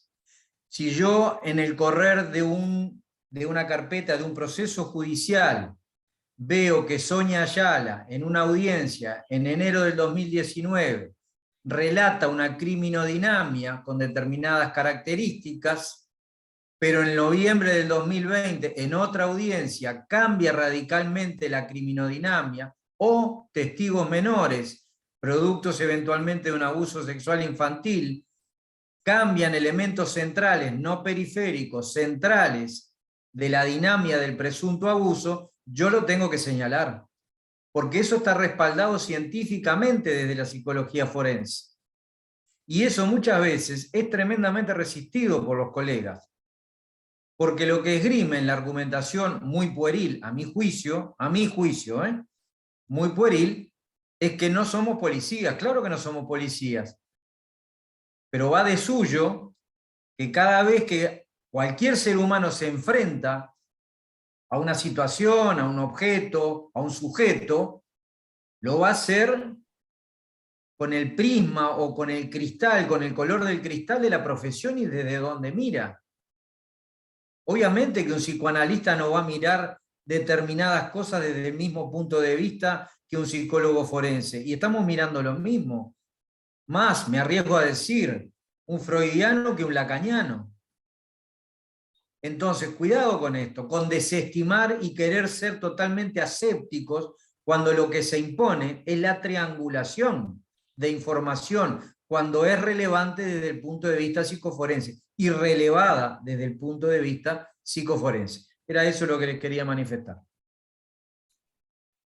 Muchísimas gracias, Gustavo. La verdad que estoy hablando un poquito, pero también creo que va por el lado, digamos, de saber que los fundamentos de los instrumentos que utilizamos, especialmente los psicométricos, saber qué es la base, digamos, que estoy utilizando para evaluar y qué tipo de conducta estoy evaluando. ¿Sí? Claro. Un poco coincidiendo con lo que vos decís, digamos, ver si hay coherencia o incoherencia en todo el relato. Eso también habla de una estrategia clara de simulación, especialmente en un ámbito tan complejo con el que estamos. Sí, eso también nos va hablando en relación a lo psicojurídico forense, que no está exento de estas estrategias. ¿Sí? Bueno, ¿alguien más que le gustaría comentar o preguntar algo? Y en 5 minutos, Roberto, te escuchamos. ¿Qué tal? No, bueno, felicidades a todos, muy interesante. En realidad la pregunta era más para Gustavo, pero creo que pensándolo bien va a ser para todos los colegas que pusieron, porque es la experiencia de qué está pasando en otros países, no uno que está acá, que estamos en Argentina. La sensación que me dio a mí cuando desde marzo de 2020, que fue cuando empezó la cuarentena en Argentina, es que fue un balde de agua fría, y cuando reaccionaron los psicólogos, reaccionamos, empezó a aparecer la buena voluntad pericial, pero basada más en la intuición que en la información. Buena voluntad, pero intuitiva. Y ahí creo que lo que se puso en la mesa fue las falencias formativas de base, la limitación en las herramientas, herramientas puramente quizás de cierta teoría psicológica, no pensando una psicología forense más expansiva, con una multiplicidad holística de herramientas que permita adaptarme para esta situación. Y lo que pasó pasó una situación que están los que estaban más adaptados, que ya venían adaptados de antes, porque tienen una formación más ecléptica, más fuerte, y después una gran población que, mi estadística personal, que nosotros lo seguimos en lo que hacemos en nuestra institución, por decirlo así, 7 de cada 10 colegas de Argentina creo que no estaban preparados, y no lo siguen estando. Y otros estaban mucho más preparados. Esa es la sensación que me da acá. O sea, mucha buena voluntad, pero intuición. Como decías vos, Gustavo, he estado en pericias penales donde casi que se dice fue esta persona, con una entrevista de 20 minutos por WhatsApp. Totalmente. Eso a mí me da trabajo porque yo soy perito de parte. tengo mucho para escribir, pero tampoco a veces uno se lo piensa, ¿no? Yo creo que lo que vos decías, Gustavo, era muy acertado. El perito, disculpa, no sé si era vos, Gustavo, o el colega de Brasil, o Sonia, pero la importancia del perito, que es la mano derecha del juez, y lo que dice es tomado con mucha fuerza y puede afectar esa cosa de, yo te entiendo cuando vos decís militante, de perder objetividad, no ser neutro, tomar una postura parcial, olvidándose que no hacemos justicia nosotros, sino que auxiliamos a la justicia. Entonces mi pregunta es, ¿vieron esto que nosotros vemos en Argentina, en sus países? Porque acá se vio mucho. Mirá, yo coincido, lamentablemente, coincido con todo las apreciaciones que haces. Ahora, en Uruguay es un poco complejo porque más allá de las individualidades de los técnicos, de los colegas que trabajan, también, como en toda institución grande, me estoy refiriendo a peritos oficiales, hay un sesgo institucional.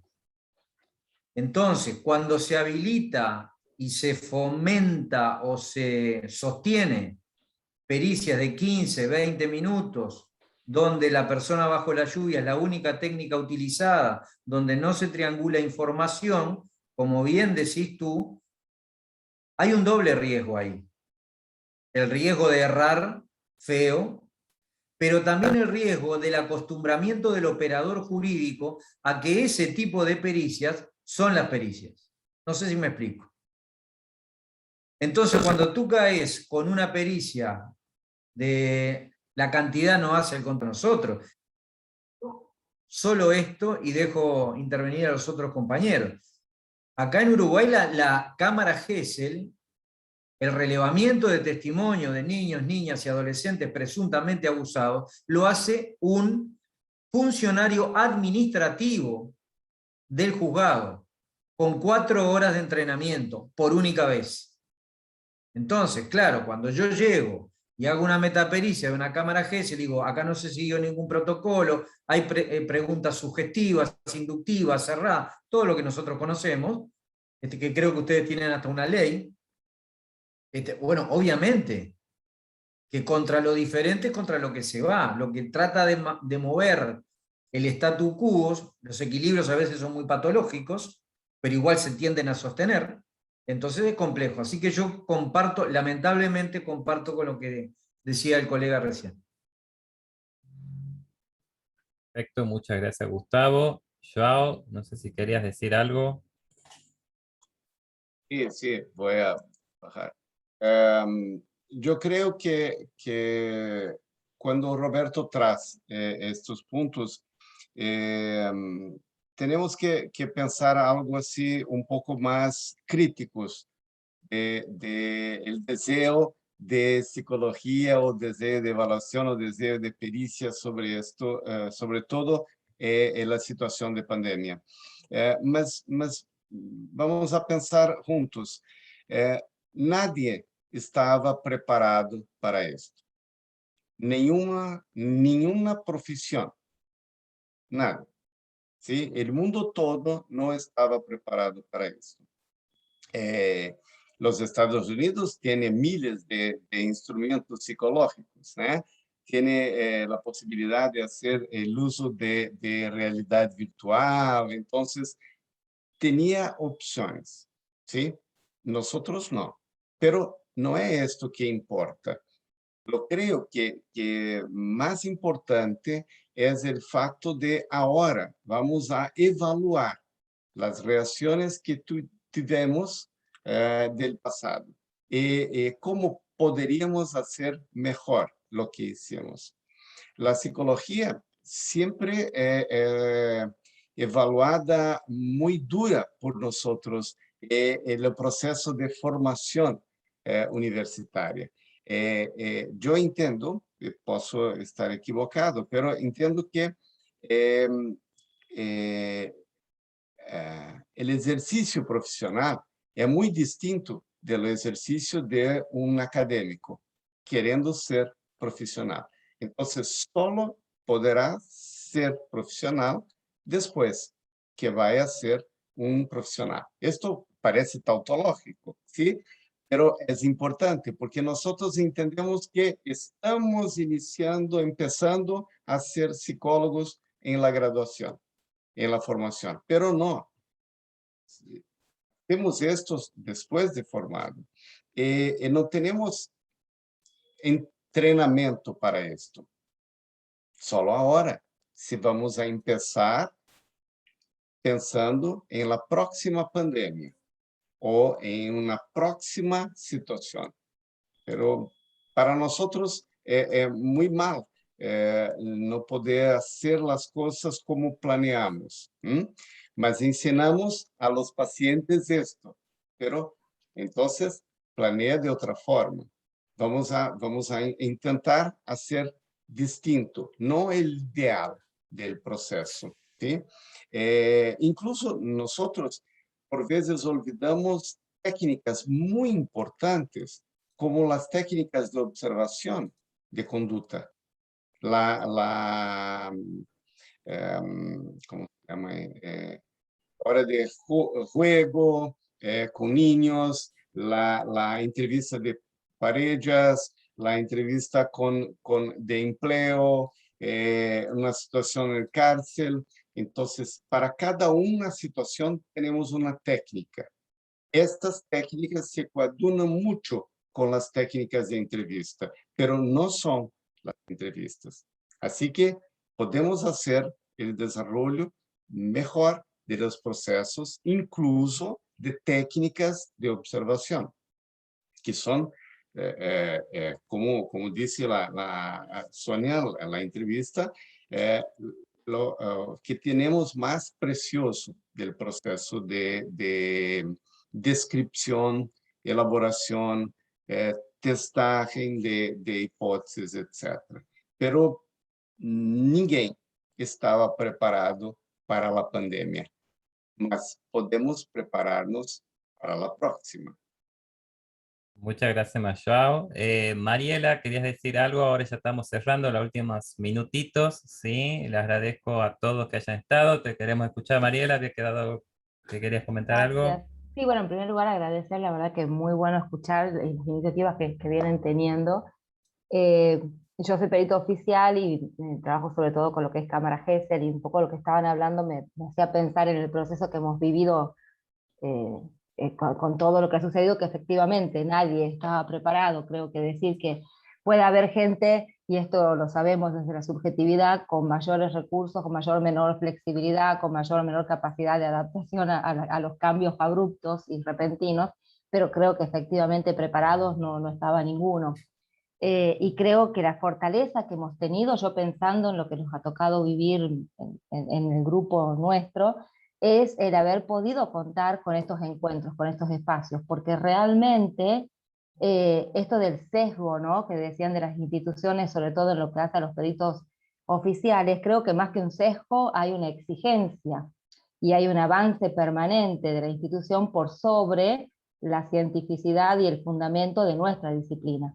Y a veces ese poder, voy a ser futbolera, ese poder parar la pelota y poder tratar de frenar eso y tomarnos ese tiempo para decir, no, yo no puedo en una entrevista de 20 minutos por WhatsApp hacer una pericia, porque del otro lado viene, lo tenés que hacer porque el juez lo ordenó.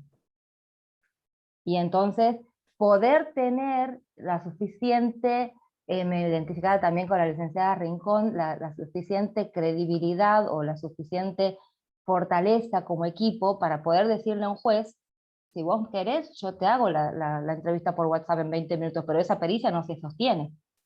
De modo que no tiene sentido hacerlo, porque siempre es esta cuestión, ¿verdad?, de hacerlo de tal manera, de no ir a confrontar con el que es la autoridad jurisdiccional. Entonces creo que ha habido también un montón de aprendizaje y docencia de ida y vuelta en poder explicar por qué esto no es hablar un ratito y decirme que viste, como suelen ser las demandas, ¿verdad?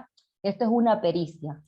Es una pericia, tiene que estar fundamentada científicamente, tiene que estar avalada por la bibliografía que la sustenta y por todas las técnicas fundamentadas y estandarizadas, y poderlo explicar de manera que se sostenga nuestra acción. Pero creo que esto está muy bueno poderlo hablar, poderlo pensar, efectivamente reflexionar en lo que hicimos y qué podríamos haber hecho mejor, y sobre todo valorar, como yo realmente quiero en este momento valorar, estos encuentros que son los que hacen que entre todos podamos defender nuestra profesión. Porque creo que cada uno desde el rol que le toca, perito de parte, perito de control, oficial de oficio, lo que hacemos en todos estos espacios es defender y jerarquizar nuestra profesión. Así que bueno, quería compartir eso y agradecerles nuevamente. Si me permiten una puntualización de la intervención de la colega recién, tocaste un tema, no lo voy a desarrollar obviamente, pero simplemente comparto totalmente lo que tú decís, pero aparte, esta cuestión que nos colocan muchas veces, en donde tenemos que llenar la falta de lo jurídico, y nosotros nos alienamos en la falta de lo jurídico, y terminamos actuando el deseo de un otro, pero que es imposible de dar cuenta de eso. Y eso va también del paradigma que tenemos muchas veces introyectado, en donde la psicología forense tiene una función de auxiliar pasivo de la justicia. Yo no lo comparto. Para mí el paradigma es complementario y crítico de lo jurídico. Nada más que eso. Muchísimas gracias, Gustavo, Sonia, Joao, Gerardo. Estamos a 3 minutos. Yo soy bastante, ya me conocen, bueno, los que están me conocen, me gusta respetar el tiempo que han dedicado y la gente en estado. Así que les dedico su tiempo, su disponibilidad de haberse estado acá. Roberto, Carlos, Reinaldo Miranda, digamos que lo conocemos en otra actividad, digamos, y como coincido con Mariela, creo que estos son espacios donde discutir nuestra práctica nos va a llevar a mejorar nuestro ejercicio dentro de este ámbito que es bastante complejo y que está atravesado sobre todo de conflictos, ¿sí? Nuestra práctica tiene que ver con conflictos. Claro. Muchísimas gracias a todos. Si quieren decir una palabra cada uno, y ya voy cerrando la actividad. Sonia, y así. Sonia. Sí, bueno, un placer haber estado con ustedes, de verdad muy interesante, un gusto conocerlos y estoy aquí a sus órdenes desde Colombia. Un saludo gigante, un abrazo latinoamericano. Y nada, muchas gracias por la invitación. Hasta pronto. Chao, obrigado. Gustavo. No, repetir el agradecimiento y que calibren, y creo que lo hacen, por esto hacen estas reuniones, la importancia que tiene esto. Y bueno, un saludo latinoamericano. Nosotros somos más vecinos, ¿no? Pero un saludo latinoamericano con todos ustedes. Gerardo, te doy la palabra si cerrás. De fútbol no hablen. Les pido por favor. No. No, bueno. Perdón. No, agradecerles a todos, ¿no? Agradecerles a todos y como lo dije en un principio, me parece que el año pasado esas presencias que ya estaban antes se sintieron con más fuerzas. Y lo más hermoso que se incorporaron nuevas presencias y se incorporan nuevos compañeros de ruta, y me parece que por ahí va, ¿no? Me parece que por ahí va, y todo lo que podamos hacer en este fortalecimiento mutuo, bienvenido sea, ¿no?